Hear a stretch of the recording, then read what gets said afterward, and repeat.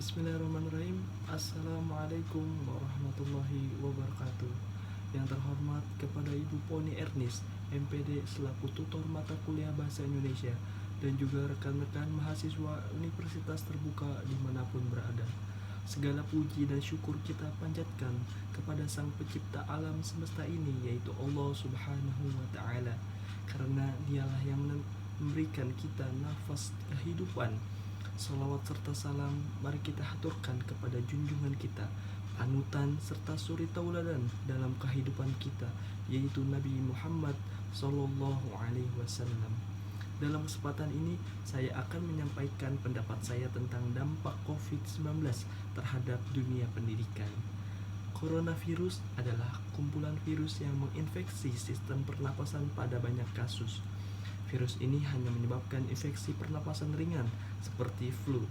Namun virus ini juga bisa menyebabkan infeksi pernapasan berat seperti infeksi paru-paru.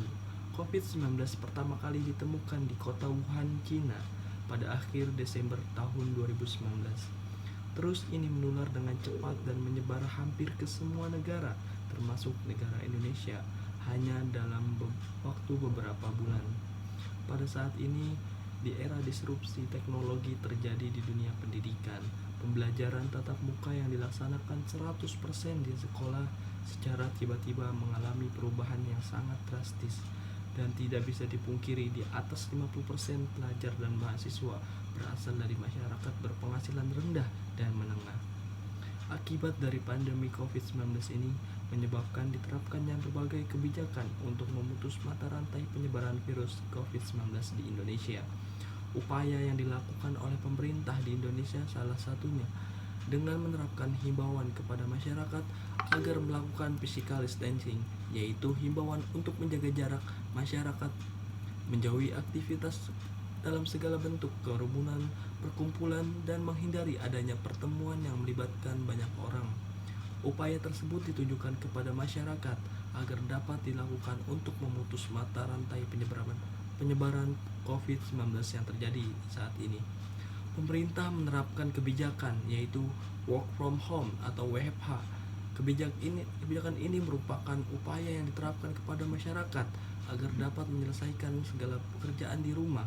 Pendidikan di Indonesia pun menjadi salah satu bidang yang terdampak akibat adanya pandemi COVID-19 tersebut.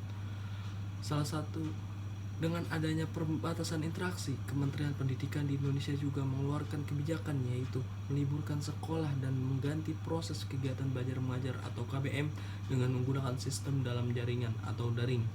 Dengan menggunakan sistem pembelajaran secara daring ini, terkadang muncul berbagai masalah yang dihadapi oleh siswa dan guru, seperti materi pelajaran yang belum selesai disampaikan oleh guru, kemudian guru mengganti dengan tugas lainnya. Hal tersebut menjadi keluhan bagi siswa karena tugas yang diberikan oleh guru lebih banyak. Di balik masalah ini dan keluhan tersebut, terdapat juga berbagai hikmah bagi pendidikan di Indonesia. Di antaranya, siswa maupun guru dapat menguasai teknologi untuk menunjang pembelajaran secara online ini. Di era disrupsi teknologi yang semakin canggih ini, guru maupun siswa dituntut agar memiliki kemampuan dalam bidang teknologi pembelajaran. Penguasaan siswa maupun guru terhadap teknologi pembelajaran yang sangat bervariasi menjadi tantangan tersendiri bagi mereka. Dengan adanya kebijakan bervariasi menjadi tantangan tersendiri atau WFH, maka mampu memaksa dan mempercepat mereka untuk menguasai teknologi pembelajaran secara digital sebagai suatu kebutuhan bagi mereka. Tuntutan kebutuhan tersebut membuat mereka dapat mengetahui media online yang dapat menunjang sebagai pengganti pembelajaran di kelas secara langsung, tanpa mengurangi kualitas materi pembelajaran dan target pencapaian dalam pembelajaran. Berbagai media pembelajaran jarak jauh pun dicoba dan digunakan. Sarana yang dapat digunakan sebagai media pembelajaran online antara lain Learning, aplikasi Zoom, Google Classroom, YouTube, maupun media sosial WhatsApp. Sarana-sarana tersebut dapat digunakan secara maksimal sebagai media dalam melangsungkan pembelajaran seperti di kelas. Dengan menggunakan media online tersebut, maka secara tidak langsung kemampuan menggunakan serta mengakses teknologi semakin dikuasai oleh siswa maupun guru. Setelah pendidik mampu menguasai berbagai sarana pembelajaran online, maka akan tercipta pemikiran-pemikiran mengenai metode dan metode pembelajaran lebih bervariasi yang belum pernah dilakukan oleh pendidik. Misalnya, guru membuat konten video kreatif sebagai bahan pengajaran. Dalam hal ini, guru lebih persuasif karena membuat peserta didik semakin tertarik dengan materi yang diberikan oleh guru melalui video kreatif tersebut. Peserta didik tentu akan dapat memahami apa yang dijelaskan oleh guru melalui video kreatif yang dibuat oleh guru tersebut, sehingga dengan adanya penerapan model pembelajaran di rumah ini membuat siswa tidak akan bosan dalam mengikuti pembelajaran secara online. Penggunaan teknologi dalam menyelesaikan tugas pada siswa juga dapat menimbulkan kreativitas di kalangan siswa dapat dalam mengembangkan pengetahuan yang telah mereka miliki. Dengan metode pembelajaran yang bervariasi dari guru, mereka dapat menciptakan suatu produk pembelajaran kreatif yang dapat mengembangkan pemikiran melalui analisis mereka sendiri tanpa keluar dari pokok bahasan materi yang telah disampaikan oleh guru. Adanya pandemi COVID-19 juga memberikan hikmah yang lainnya. Pembelajaran yang dilakukan di rumah dapat membuat orang tua lebih mudah dalam monitoring atau menguasai terhadap perkembangan belajar anak secara langsung. Orang tua lebih mudah dalam membimbing dan menguasai belajar anak di rumah. Hal tersebut akan menimbulkan komunikasi yang lebih intensif dan akan menimbulkan hubungan kedekatan yang lebih erat antara anak dan orang tua. Orang tua dapat melakukan kedekatan yang lebih erat antara anak. Pembimbingan secara langsung kepada anak mengenai materi pembelajaran yang belum dimengerti oleh anak, di mana sebenarnya orang tua adalah intuisi pertama dalam pendidikan anak.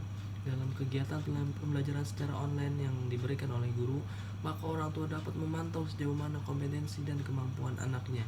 Kemudian ketidakjelasan dan materi yang diberikan oleh guru membuat komunikasi antara orang tua dan guru, orang tua dengan anak semakin terjalin dengan baik. Orang tua dapat membantu kesulitan materi yang dihadapi anak. Hikmah selanjutnya yaitu penggunaan media secara handphone, seperti handphone atau gadget dapat dikontrol untuk kebutuhan belajar anak. Peran orang tua semakin diperlukan dalam melakukan pengawasan terhadap penggunaan gadget.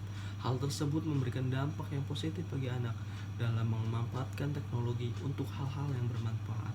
Anak cenderung akan menggunakan handphone untuk mengakses berbagai sumber pembelajaran dari tugas yang diberikan oleh guru, sehingga akan membuat anak menghindari penggunaan gadget pada hal-hal yang kurang bermanfaat atau negatif.